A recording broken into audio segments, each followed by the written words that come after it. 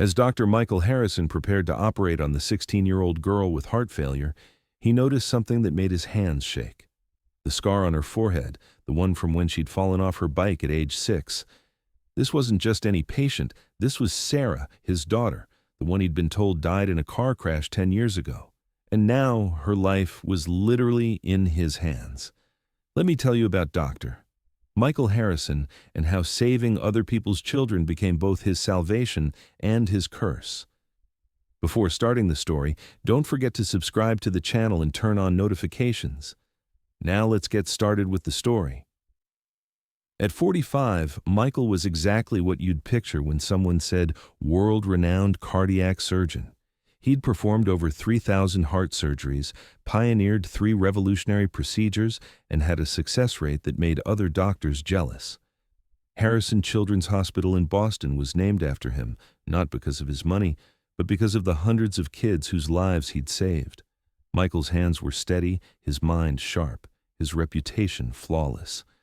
But if you looked closely, past the confident demeanor and the awards lining his office walls, you'd see a man carrying a grief so deep it had fundamentally changed who he was. Dr. Harrison, the 4:30 surgery has been moved to 6 p.m., and the donor heart for the Chen case just arrived. His surgical coordinator, Nancy, would update him every day with the kind of life and death scheduling that most people couldn't imagine. What's the condition of the organ? Perfect match. The girl's lucky. This heart came available just in time. Michael nodded, already shifting into the mental space he needed for surgery. Every operation was life or death, but pediatric cardiac surgery was especially intense.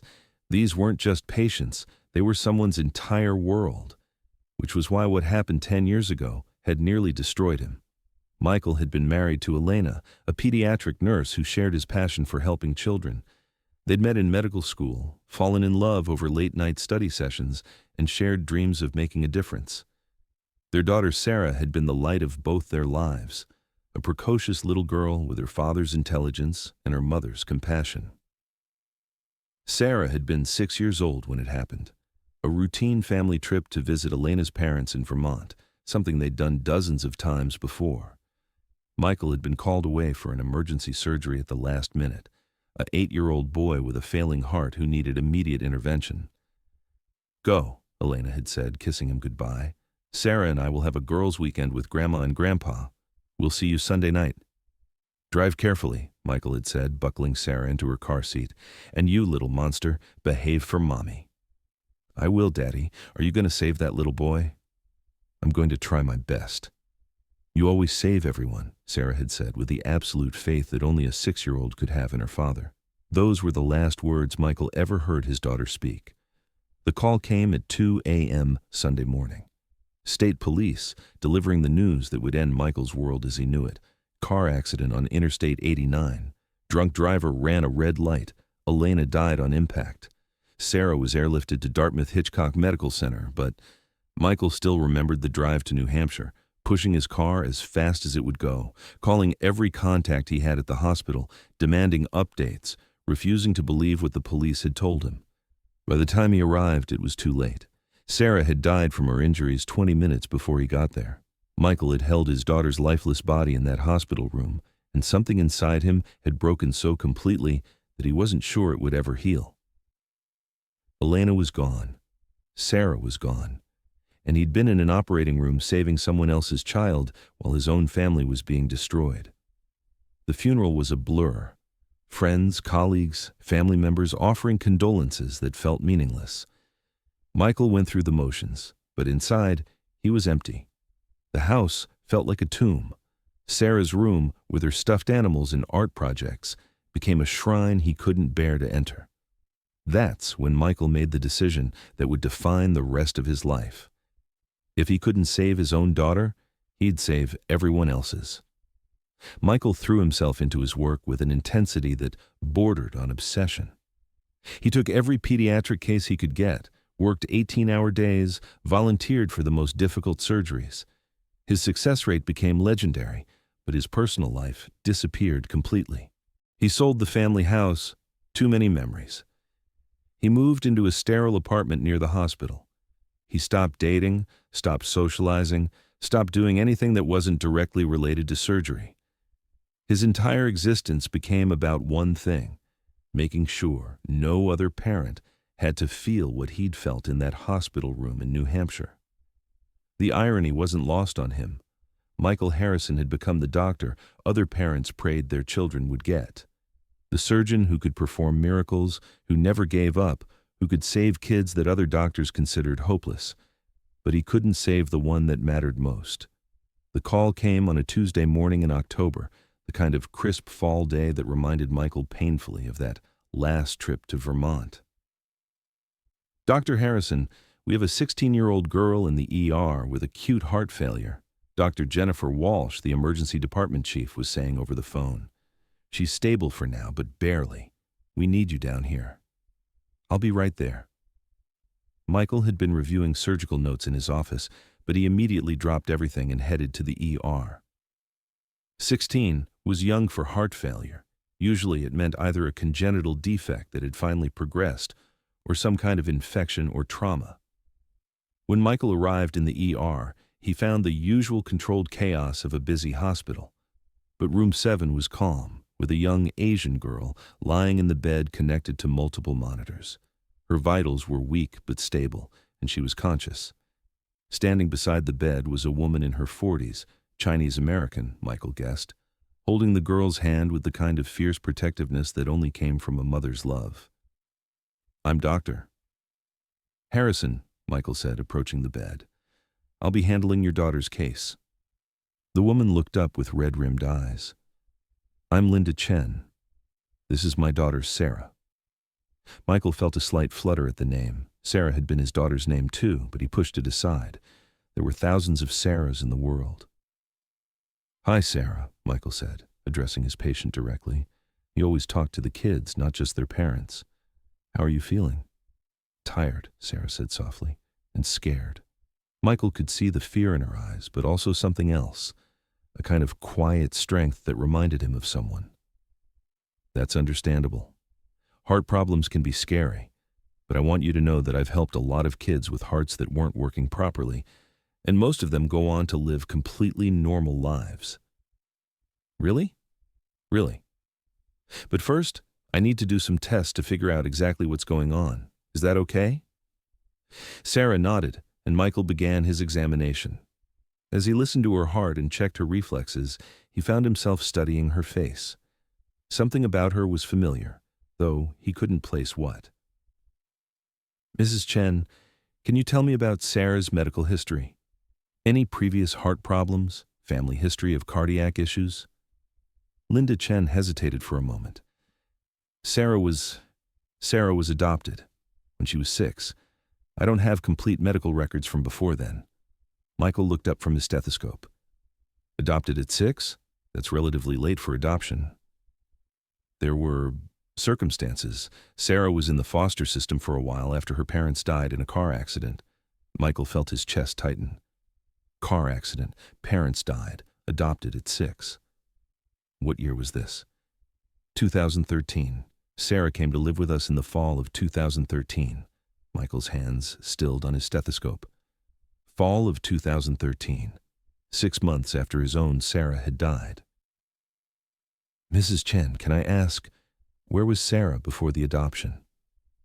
Linda looked uncomfortable. "She was in the foster system in New Hampshire for a few months, then placed with a family in Massachusetts who couldn't handle her medical needs. That's when we found her through the adoption agency." Michael felt like the floor was tilting under his feet. New Hampshire, car accident, 2013, 6 years old. What medical needs? Sarah had been in a serious car accident. She had some injuries, trauma responses. The previous family said she was too difficult to handle. Michael looked down at Sarah, really looked at her for the first time. Asian features, which made sense if she'd been adopted by the Chens. But something about her bone structure, the shape of her eyes, the way she held her mouth when she was thinking. Sarah?" Michael said carefully. "Do you remember anything from before you lived with Mrs. Chen?" Sarah frowned, concentrating. "Not much, just bits and pieces. I remember being in the hospital a lot, and I remember someone singing to me.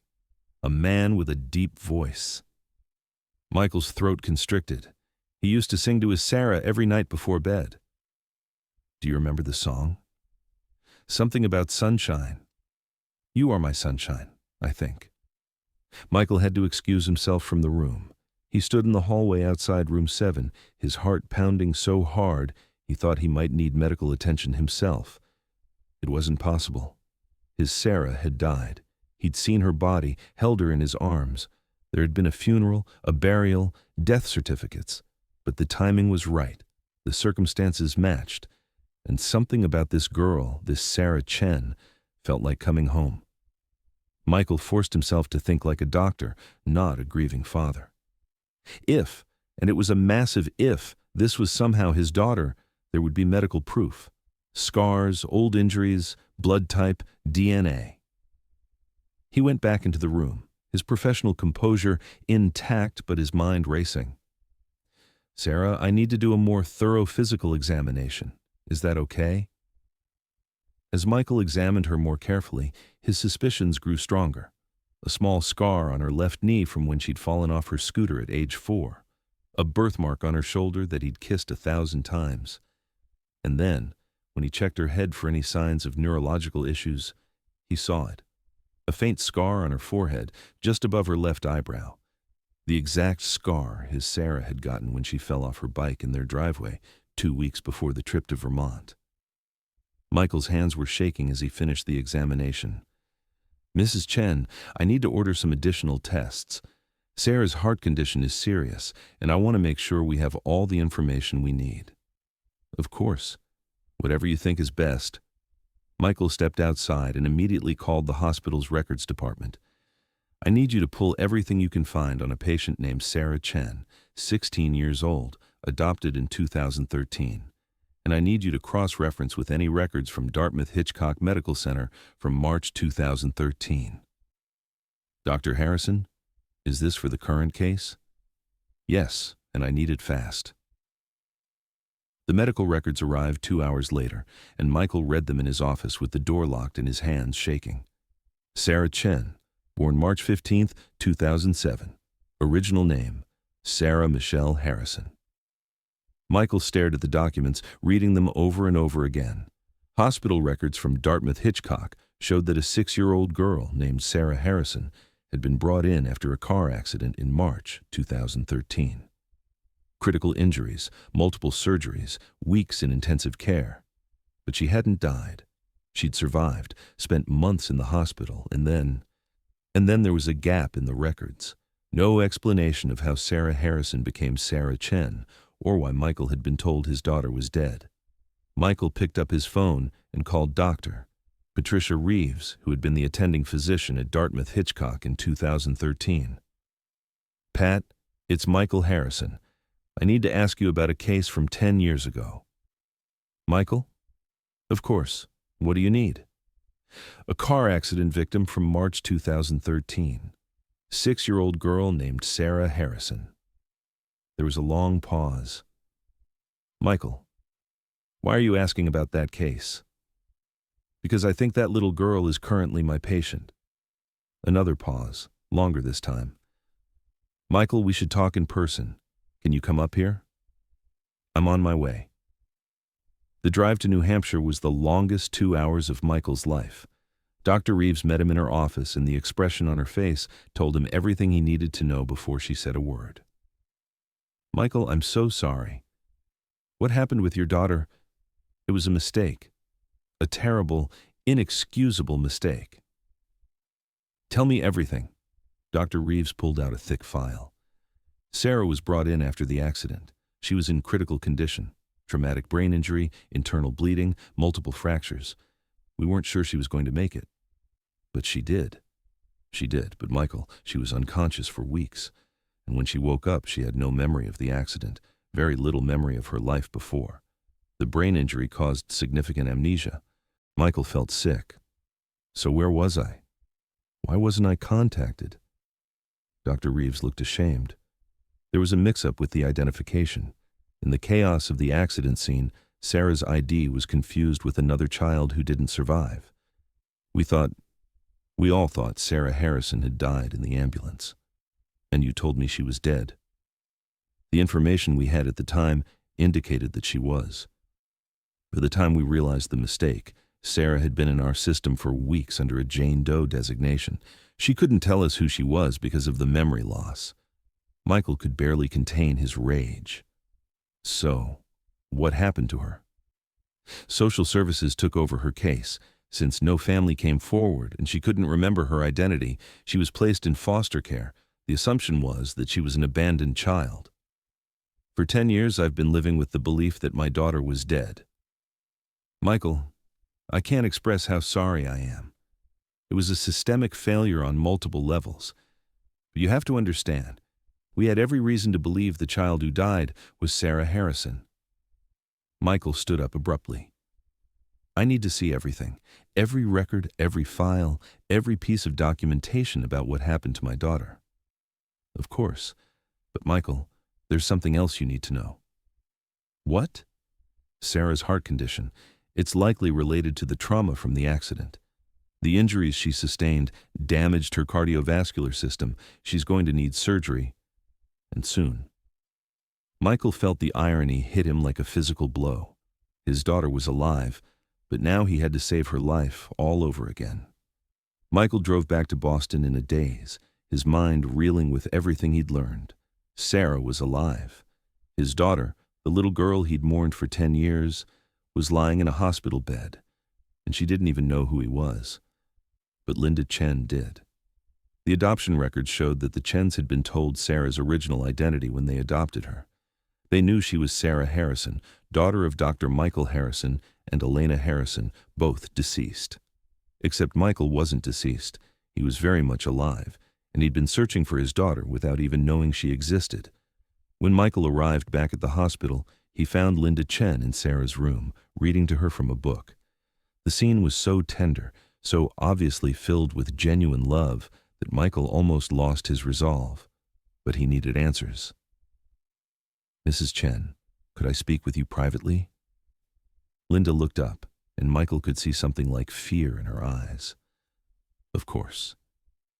They walked to a family consultation room down the hall. As soon as Michael closed the door, Linda started crying. You know, don't you? Michael sat down across from her. I know that Sarah Harrison is my daughter. What I don't know is why you never tried to contact me. Linda wiped her eyes with a tissue. Because we were told you were dead. I was never dead. The adoption agency showed us the records. Both parents deceased in the car accident. Sarah was an orphan. Michael felt his anger deflating slightly. So you didn't know I was alive? Not until 3 years ago. Michael's eyes narrowed. 3 years ago? Linda took a shaky breath. Sarah needed medical care for a minor heart issue. Nothing serious, just a checkup. The cardiologist we saw mentioned that he knew of a doctor, Michael Harrison, who specialized in pediatric heart surgery. Sarah was interested. She'd always been curious about her birth parents. And so I did some research, found out that Dr. Michael Harrison was very much alive, very successful, and looked exactly like Sarah when she smiled.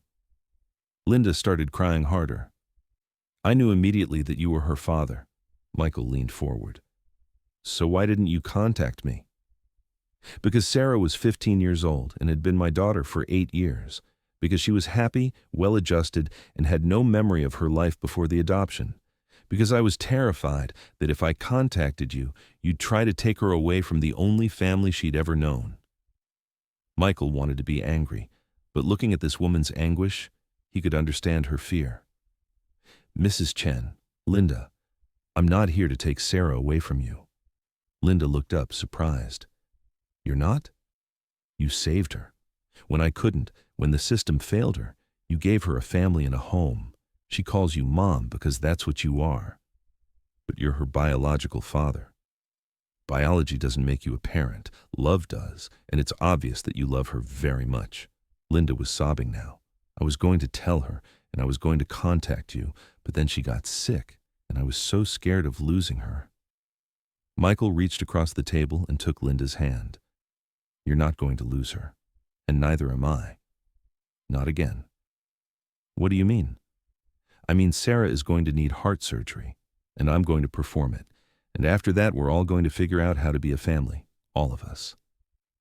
Linda looked at him with something like hope. You really mean that? Linda, for 10 years I've been trying to save other people's children to make up for the fact that I couldn't save my own. Now I find out that my child has been alive this whole time, being loved and cared for by someone who chose her. That's not a tragedy. That's a miracle. But what about Sarah? What if she doesn't want a relationship with you? Michael smiled sadly. Then I'll be grateful that I got to save her life, and I'll know that she's happy with the family she has. That's more than I ever hoped for. Linda wiped her eyes. You're not what I expected. What did you expect? I thought you'd be angry. I thought you'd blame us for keeping her from you. I was angry, for about 10 minutes, but then I realized that you've given Sarah something I couldn't give her, a normal childhood, a stable home, a mother who would fight for her. How can I be angry about that? So what happens now? Michael stood up. Now we go tell Sarah that she has 2 families who love her. And then we save her life. Telling Sarah the truth was the hardest conversation Michael had ever had, and he delivered a lot of difficult news to families over the years. They decided to do it together. Linda and Michael sitting on either side of Sarah's hospital bed, holding her hands. Sweetheart, Linda began, Dr. Harrison and I have something important to tell you. Sarah looked between them, clearly sensing that something big was coming. Am I sicker than you thought? No, honey. Well, yes, you need surgery, but that's not what this is about. Linda took a deep breath. Sarah, do you remember how I've always told you that your birth parents died in the car accident? Yeah. Well, it turns out that wasn't completely true. Your birth father didn't die in the accident. Sarah frowned, looking confused. What do you mean? Michael leaned forward. Sarah, I'm your birth father. Sarah stared at him for a long moment, her face cycling through confusion, disbelief, and something that might have been recognition. You're my dad? Yes, but I don't remember you. I know. The accident caused some memory loss. You were only 6 when it happened. Sarah looked between Michael and Linda, trying to process this information. So you've been looking for me? I didn't know you were alive to look for. The hospital told me you had died in the accident. And you've been here the whole time? Sarah asked Linda. Yes, sweetheart. You've been my daughter for 10 years, and that's never going to change. Sarah was quiet for a long time, staring at her hands. When she finally spoke, her voice was small. Do you want me back? Michael felt his heart break. Sarah, I want you to be happy and healthy and loved, and from what I can see, you already are all of those things. But you're my real dad. Linda is your real mom. I'm your biological father. There's a difference. Sarah looked at Linda. Are you okay with this? With him being here? Linda smiled through her tears. Honey, I've always known that someday you might want to know about your birth family. I just never expected it to happen like this. And he's going to do my surgery? If you want me to, Michael said. I'm one of the best pediatric heart surgeons in the country, but if you'd be more comfortable with someone else. No, Sarah said quickly. I want you to do it. If you're my father, then I want you to be the one to fix my heart. Michael felt tears welling up in his eyes. I'd be honored. Sarah looked between them again. So what happens after the surgery? Do I have to choose between you? You don't have to choose anything, Michael said. Linda is your mom. She raised you. She loves you. She's been there for you every day for 10 years. Nothing changes that. But you're my dad. Yes. And if you want, I'd like to get to know you. I'd like to be part of your life. But only if that's what you want, and only in whatever way feels right for your family. Sarah nodded slowly. I think I'd like that, Michael smiled. Good, because I'd like that too. Can I ask you something? Anything? Or do I look like her? My birth mom? Michael's smile faltered slightly. You look like both of us, but yes, you have your mother's eyes and her smile. What was she like? She was kind and smart, and she loved you more than anything in the world. She would have been so proud of the young woman you've become. Sarah wiped her eyes. Will you tell me about her? After the surgery? I'll tell you anything you want to know. Linda reached over and squeezed Michael's hand. We'll tell you together. The surgery was scheduled for the next morning. Sarah needed a valve replacement, a delicate procedure, but one that Michael had performed hundreds of times. What he'd never done was operate on his own daughter.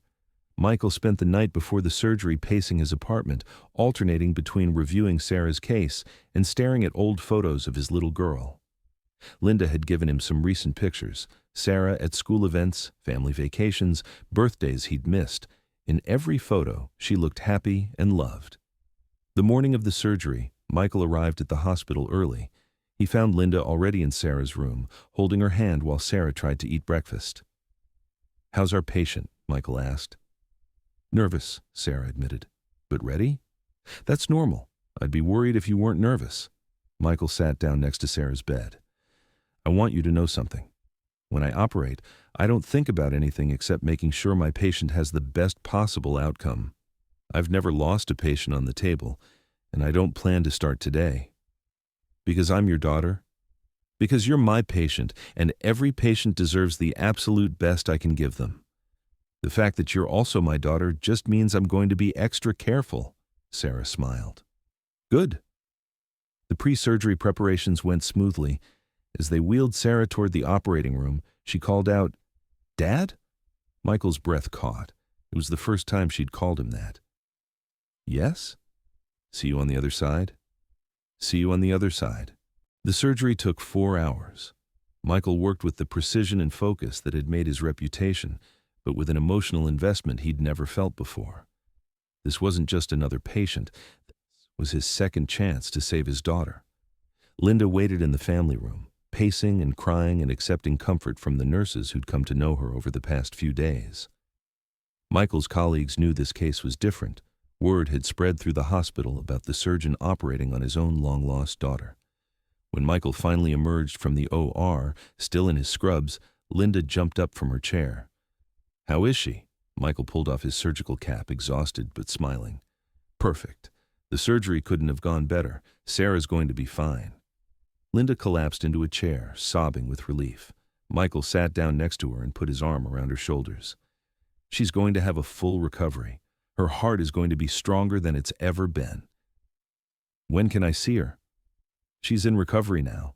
Another hour or so and you can sit with her. Linda looked at Michael. Thank you for saving her. Thank you for keeping her safe until I could. Sarah's recovery was swift and smooth. Within a week she was sitting up in bed, laughing with the nurses and complaining about the hospital food. Michael visited every day, sometimes in his professional capacity, sometimes just as her father. Linda never left her side, and gradually the three of them found a rhythm that felt natural. Michael would stop by in the mornings before his surgeries, Linda would spend the days with Sarah, and in the evenings they'd often end up talking together about Sarah's recovery, about her childhood with the Chens, about Michael's memories of her early years. I remember now, Sarah said one evening, about 2 weeks after the surgery. Bits and pieces. Michael and Linda both looked up from their conversation. Remember what, sweetheart? Linda asked. Before the accident, I remember Dad singing to me, and I remember Mom, my birth mom, reading me stories. Sarah looked at Michael.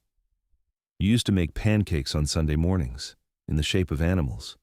Michael smiled, tears in his eyes. Mickey Mouse pancakes were your favorite. And you taught me to ride my bike in the driveway. You crashed into the garbage cans the first time you rode without training wheels? Sarah laughed. That's where this scar came from, isn't it? She touched her forehead. Yes. Sarah was quiet for a moment. I'm glad I remember, but I'm also glad I don't remember everything. The accident, losing Mom. I think forgetting some things was a gift. Linda reached over and took Sarah's hand. You've had the life you were supposed to have, with the family you were supposed to have. Both families, Sarah corrected. I'm lucky. Most kids only get one set of parents. I got 2 sets, and they both love me. Michael nodded. We're the lucky ones, Sarah, both of us. So what happens now? Sarah asked. When I get out of the hospital? Michael and Linda exchanged glances. They'd been talking about this for days. "Well," Linda said, "you're going to come home with me, like always. But if you want, maybe Dr. Harrison, maybe Dad, could come have dinner with us sometimes." "I'd like that," Sarah said. "And maybe sometimes I could see where I used to live, where you and Mom lived before." Michael's throat tightened. "I sold that house a long time ago, but I could show you where it was, and I have photo albums, videos of you when you were little. I'd like to see those. And maybe," Linda added, "when you're feeling up to it, we could all take a trip together, somewhere new where we can make new memories as a family." Sarah smiled. "What kind of family are we exactly?" Michael thought about it. "I think we're the kind of family that proves love isn't about biology or tradition or doing things the way everyone else does. We're the kind of family that happened because three people needed each other." "A miracle family," Sarah said. "A miracle family," Michael agreed. Michael stood in the OR preparing for another pediatric heart surgery. But this time, he wasn't carrying the weight of grief and guilt that had driven him for 10 years. This time, he was simply doing what he'd always been meant to do, saving children's lives. The surgery went perfectly, as most of them did. But when Michael emerged from the OR, instead of going home to an empty apartment, he drove to Linda's house for Sunday dinner. It had become their tradition, Sunday dinners with his daughter and the woman who'd raised her. Sometimes they cooked together, sometimes they ordered takeout. Always they talked and laughed and continued building the unconventional family they'd become. "Dad's here," Sarah called out when she heard his car in the driveway. At 17, Sarah was thriving. Her heart was completely healthy. She was an honor student, and she'd started volunteering at the children's hospital. She wanted to be a doctor herself someday, maybe a pediatric surgeon like her father. "How did the surgery go today?" Linda asked as Michael joined them in the kitchen. "Perfectly. 8-year-old boy with a valve defect. He's going to be fine." "That's wonderful," Sarah said, giving him a hug. "Another life saved." "Speaking of lives saved," Linda said, "Sarah has some news." Michael looked at his daughter expectantly. "I got accepted to MIT," Sarah said, grinning. "Early admission." Michael picked her up and spun her around, just like he used to when she was 6. "That's incredible. I'm so proud of you. I want to study biomedical engineering, maybe help design better artificial hearts." "Following in the family business," Michael said. "Both family businesses," Sarah corrected. "Mom taught me that helping people isn't just about medicine. It's about love and patience and never giving up on someone." Linda wiped her eyes. "I'm so proud of both of you." As they sat down to dinner, Michael looked around the table at his family, the daughter he'd lost and found again, and the woman who'd made sure he didn't lose her forever. "You know what today is?" Michael asked. "Sunday?" Sarah said, laughing. "Today is exactly 1 year since your surgery, 1 year since we became a family." Linda raised her glass of water. "To miracle families." "To second chances," Michael added. "To love finding a way," Sarah finished. They clinked glasses, and Michael realized that sometimes the greatest tragedies in life are just setups for the greatest miracles. He had lost his daughter for 10 years, but he'd gained something even more precious, the knowledge that love really can survive anything, and that family isn't about perfection or tradition. It's about people who refuse to give up on each other, even when everything seems lost. And sometimes, if you're very lucky, you get the chance to save the people you love, literally and figuratively, and discover that being saved yourself was the greatest gift of all. Sometimes the greatest medical miracles aren't about techniques or technology. They're about love, finding a way to heal what seemed irreparably broken. Dr. Michael Harrison spent 10 years trying to save other people's children to make up for the one he couldn't save, only to discover that his daughter had been alive all along, being loved by someone who chose her. This story proves that family isn't just about blood or biology. It's about the people who show up, who stay, who fight for you when you can't fight for yourself. Linda Chen became Sarah's real mother, not because of paperwork, but because of 10 years of unconditional love. And Michael became her father again, not just because of genetics, but because he was willing to embrace the family they had all created together. What do you think about their story? Can love really overcome a decade of separation and loss? Is it possible for three people to create a family from tragedy and hope? Share your thoughts in the comments below.